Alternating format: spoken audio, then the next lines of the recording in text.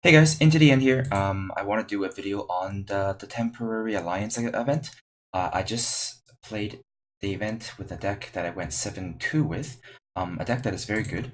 Um, and um, and it's a two-color deck, and it's just nothing more than a tweaked version of the Argenport aggro deck that I've already been sort of raving about recently. And with some very minor changes, you take away the District Infantry for Auric Bully, which is just a strict upgrade in every way. You play Auric Vigilante because it's a one drop at this point. And pretty much every other card in the deck is exactly the same, except I replaced the Impending Dooms with Macto, which is now 4 to cast, so it's just a strict upgrade in every way. And then 4 Stone Powder Alchemist for some sort of pseudo card advantage and a little bit of reach, and it helps us race against opposing aggressive decks, which pretty much all the decks are in the event. And this Roland's Choice is kind of a random one-off that I decided to put in to test out to see if this card is any good at 4 mana. But otherwise, the list is almost completely identical, and it runs exactly the same way. It plays the same, except now I believe the deck is much more powerful because you're using significantly stronger cards at lower casting costs.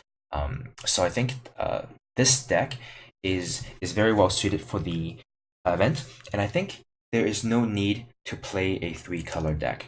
I started the event with the very popular um, Time Shadow Justice deck that I forgot the user's name, but the person who finished currently ranked number 1 on the ladder on the event, he posted this deck list, and it is a very good deck. It's a 3-color deck, a lot of very powerful early game plays, and it actually plays a lot like the deck that I've just shown you, the Argenport deck. It's except it's 3 colors. And after playing the event, and I did 5-3 with this deck, I learned a lot of things that sort of turned me off to the 3-color version. Mainly because the mana base that he runs, and this is slightly tweaked to his mana base, but this kind of mana base, it's very rare that you get non-depleted lands on the first few turns. And if you're gonna have depleted lands played on turn 1 and 2, then you're essentially 1 and 2 turns behind anyway. Then there's no different than playing your cards at regular costs. Having an Orc Bully that costs 1 is pointless if you still only cast it on turn 2. Exactly like as if you would playing a 2-color deck before. And very few games do I curve out perfectly and play multiple of these on turn 2 or 3.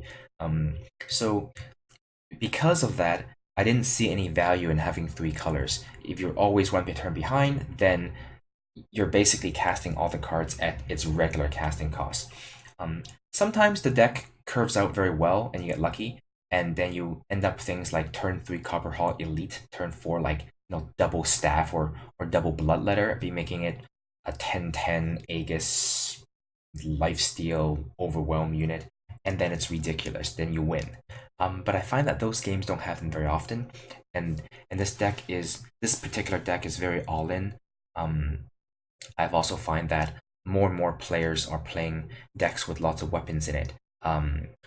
Rakano is very popular at the moment because you can get Sword of Icaria for 2 mana, and that card is very good against this deck. You can kill Bartholo before anything gets put onto it, and then the Rune Hammer can kill the Copperhall Elite before you put anything onto it. So that's the reason why I didn't play this deck. I went 5-3 with this deck, and then I went 7-2 with the Argenport list. And it was pretty easy. The 2 games that I lost were really due to mana screw issues. And it wasn't like my deck was not good. One of the games I lost, I got stuck on 1 shadow, and I had a whole bunch of double shadow spells like the Falchion and Macto in my hand that could have won me the game.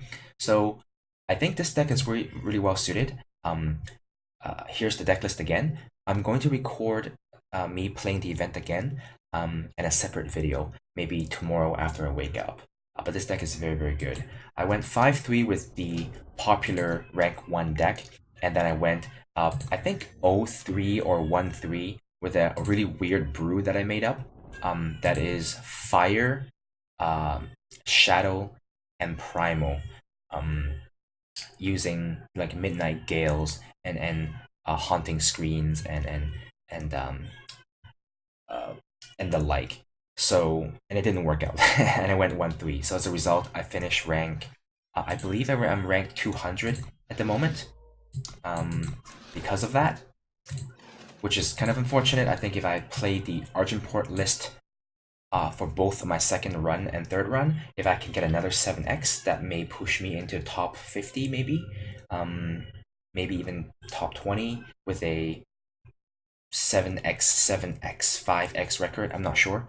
But anyway, thanks for watching. I want to get this video up as quickly as possible so that you can watch it before the event is over. Um, so as always, if you like what you see, give me a like, a subscribe if you want to see more content from me. Feel free to browse my channel for other videos. Thanks for watching.